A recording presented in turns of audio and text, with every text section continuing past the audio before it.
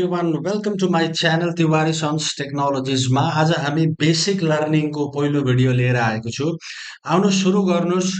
यदि तपाईँले कहिले पनि कम्प्युटर छुनु भएको छैन, कम्प्युटरको बारेमा तपाईँलाई थाहा छैन भने यो भिडियो आजबाट मैले एउटा learning series basic computer learning series है, जसमा तपाईँको कम्प्युटर सम्बन्धी जानकारी अनि वर्ड एक्सेल पावर पोइन्ट है, तपाईँ यहाँसम्म पुग्नुहुन्छ यो लर्निङ सिरिजलाई कम्प्लिट गर्नुभयो भने कुनै पनि कार्यालयमा तपाईँले मजाले काम गर्न सक्नुहुन्छ। कम्प्युटरको बारेमा छिटै बुझ्न सक्नुहुन्छ। कुनै नयाँ कुरा सिक्न खोज्नु भएको छ भने त्यो कुराहरू पनि छिटै बुझ्न सक्नुहुन्छ।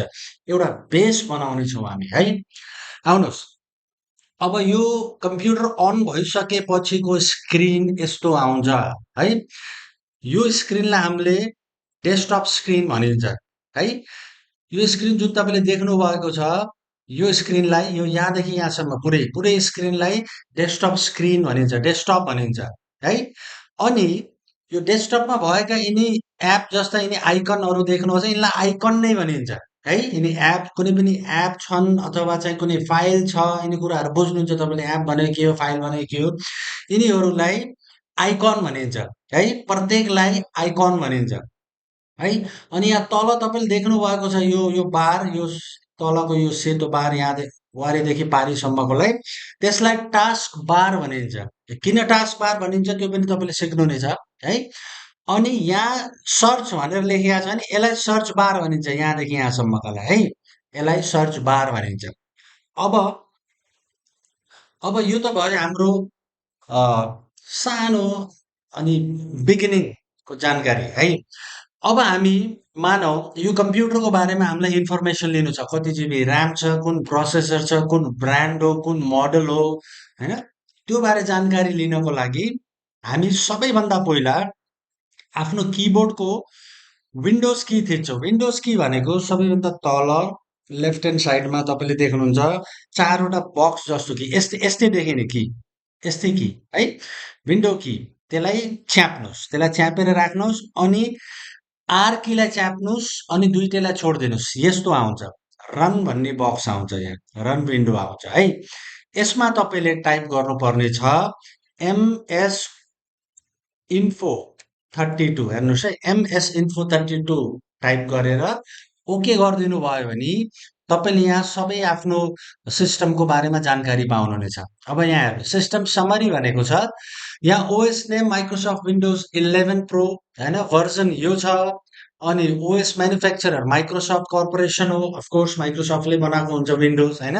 अब यहाँ इम्पोर्टेन्ट छ यो प्रोसेसर, 12 जेनेरेसनको प्रोसेसर छ, कोर i7 छ है। अनि 14 कोर्स अनि 20 लोजिकल प्रोसेसर छ यसमा है। अनि कति जिबी ऱ्याम छ, यो 16 जिबी ऱ्याम छ। यो भनेको एकदम हाई एन्ड कन्फिगरेसन हो है। बेसिक युजको लागि यो कन्फिगरेसन आवश्यक पर्दैन है। यो यसरी चाहिँ हामीले छोटो मोटो मिठो जानकारी लिन सकिन्छ कम्प्युटरको कन्फिगरेसनको बारेमा है। यहाँसम्म तपाईँहरूले सिक्नुभयो है। अब हामी सबैभन्दा पहिला माइक्रोसफ्ट वर्डबाट सुरु गर्नेछ। अब माइक्रोसफ्ट वर्ड भनेको के हो त्यो बुझ्नुहोस् है। माइक्रोसफ्ट वर्ड भनेको कुनै पनि कागजी काम हुन्छ यो संसारभरि, यो चाहे नेपालमा हो, चाहे नासामा हो, चाहे युकेमा कतै हो, चाहे कुनै पनि कन्ट्रीमा कुनै पनि कागजी काम हुन्छ, डकुमेन्टको काम हुन्छ, टाइपिङ गर्ने काम हुन्छ, त्यो माइक्रोसफ्ट वर्डमा गरिन्छ है। माइक्रोसफ्ट वर्डमा कुनै पनि कागजी काम गरिन्छ। अब माइक्रोसफ्ट वर्ड खोल्ने तरिका, यदि तपाईँहरूको कम्प्युटरमा माइक्रोसफ्ट वर्ड छ भने त्यसलाई कसरी खोल्न सकिन्छ है, त्यसलाई कसरी ओपन गर्न सकिन्छ, पहिलो तरिका मैले भन्छु। यो सर्च बक्स देख्नु भएको छ, त्यहाँ WORD भनेर लेख्नुभयो भने यहाँ वर्ड भनेर लेखेर आउँछ। कसै कसैमा पुरानो भर्जन छ माइक्रोसफ्ट अफिसको भने, माइक्रोसफ्ट वर्डको भने त्यहाँ माइक्रोसफ्ट वर्ड भनेर लेखेर आउँछ, तर यहाँ वर्ड भनेर लेखेर आएको छ। अनि यो निलो छ, सानो सेतोमा डब्लु लेखेको छ, यसलाई क्लिक गरिदिनुहोस् अथवा इन्टर हानिदिनुहोस् किबोर्डबाट। यो पेज यस्तो यस्तो चाहिँ तपाईँको अगाडिको फ्रन्ट पेज यस्तो आउँछ है। अब हामीले यसमा ब्ल्याङ्क डकुमेन्ट लेखेर आएको छ, त्यसमा क्लिक गर्छौँ है। अब यसलाई ठुलो गराउ, यहाँ देख्नुभएको छ, यसलाई पेजलाई ठुलो गराउनको लागि यसरी गरिन्छ। फेरि पेजलाई त्यति सानो गराउनको लागि त्यही साइजमा गराउनको लागि यहाँ क्लिक गरिन्छ। यसले मिनिमाइज गर्छ। मिनिमाइज भन्नाले जस्तै यहाँ यहाँ टास्क बारमा आएर बसेको छ है। टास्क बार भनेको कुनै पनि काम हामीले गरिरहेका छौँ, कुनै पनि एप्लिकेसन हामीले खोलेका छौँ, कुनै पनि फाइल हामीले खोलेका छौँ भने त्यो मिनिमाइज गरेपछि टास्क बारमा देखाउँछ। अथवा चाहिँ हामीले के फाइलहरूमा काम गरिरहेका छन्, मेरो जस्तो मैले यहाँ काम गरेर गएँ, मेरो कम्प्युटर सटडाउन गरिनँ भने तपाईँले हेर्न सक्नुहुन्छ यो मान्छेले केमा काम गर्यो होइन। मैले वर्ड खोलेर राखेको छु, अब यो ओबिएस स्टुडियो खोलेर राखेको छु, अनि क्रोम खोलेर राखेको छु है। यिनी कुराहरू तपाईँले बुझ्न सक्नुहुन्छ है। माइक्रोसफ्ट वर्ड हामीले यहाँ यसरी खोलियो, यसलाई ठुलो गराइयो, यसलाई यहाँ क्लिक गरिन्छ। लेफ्ट क्लिक है, क्लिक भन्नाले लेफ्ट क्लिक हो। यसरी ठुलो गराइयो। अब यो माइक्रोसफ्ट वर्डको सबैभन्दा पहिलो पेज हो। जुन पनि हामीले माइक्रोसफ्ट वर्डमा जुन हामीले अगाडिको फ्रन्ट पेज देखिन्छ त्यसलाई पेज नै भन्छ माइक्रोसफ्ट पेजमा, माइक्रोसफ्ट वर्डमा है। यो पेज हो है। अब बुझ्नुहोस् है कुरो। अब यो माइक्रोसफ्ट वर्ड हामीले खोल्यौँ, यो पहिलो तरिका हामीले सिक्यौँ है।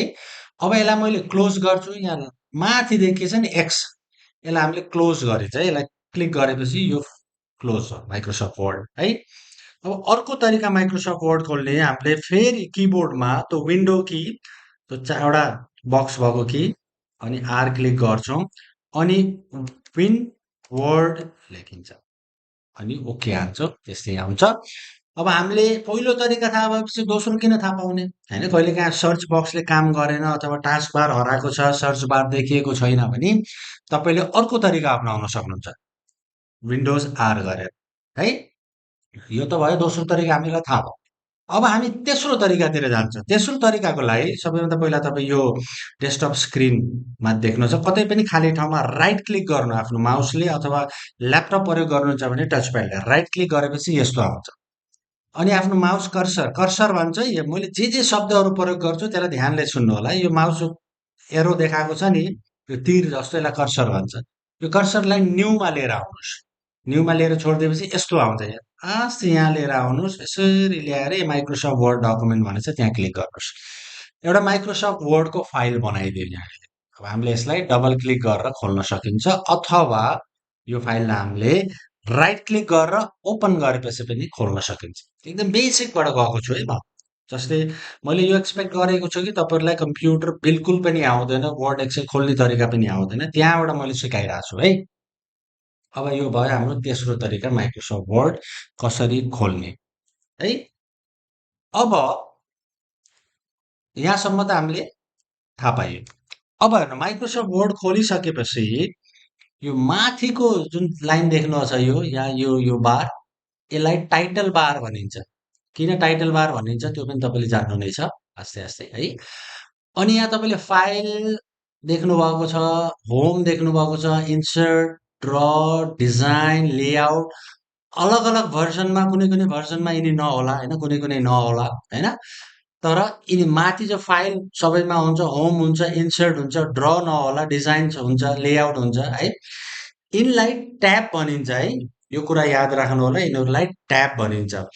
किन थाहा पाउनु पर्ने हुन्छ, भोलि बिहान हामी काम गर्दै गर्दै गर्दै जाँदा, सिक्दै सिक्दै सिक्दै जाँदा होइन, कार्यालयमा काम गर्दै जाँदाखेरि कुन टुल हामीलाई आवश्यक परेको, कुन टुल कुन ट्याबमा छ भनेर थाहा पाउनको लागि हामीलाई ट्याब बारे थाहा हुनुपर्छ। यो ट्याब भयो, होम ट्याब, इन्सर्ट ट्याब है। अब यहाँ हेर्नुहोस्, अब ट्याब बारे त हामी थाहा पाऊँ। अब यो जो छ नि, यो यहाँबाट सेतो लाइन चार पाटे बक्स, यहाँबाट लिएर मेरो माउस हेर्नु, यसरी माथि गएर यहाँसम्मै आएको छ नि यो सेतो बक्स, यसलाई रिबन भनिन्छ। देख्दा पनि रिबन जस्तो छ है, यसलाई रिबन नै भनिन्छ। अब यहाँ हेर्नु, रिबनभित्र यो क्लिपबोर्ड लेखिएको छ, अनि यहाँ एउटा धर्को तानिएको छ। फेरि यहाँ फन्ट लेखिएको छ, यसलाई धर्को तानिएको छ।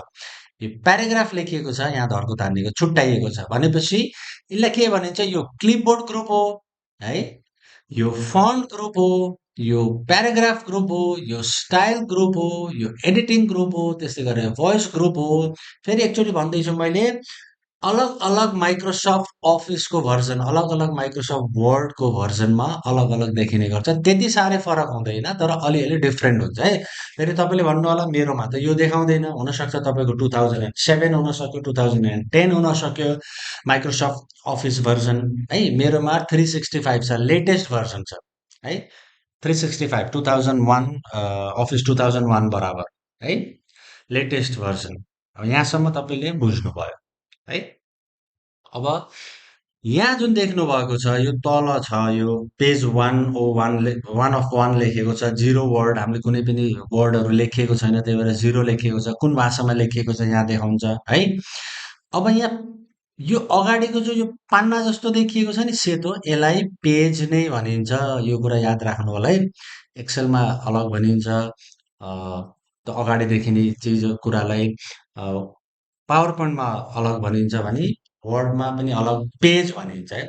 यति पेज मतलब लेखिदिनु न, यति पेजको फाइल बनाइदिनु न, यति पेज माइक्रोसफ्ट वर्डमा यति पेज भन्दा बित्तिकै माइक्रोसफ्ट वर्डमा हो भनेर तपाईँले चिन्नुपर्छ है।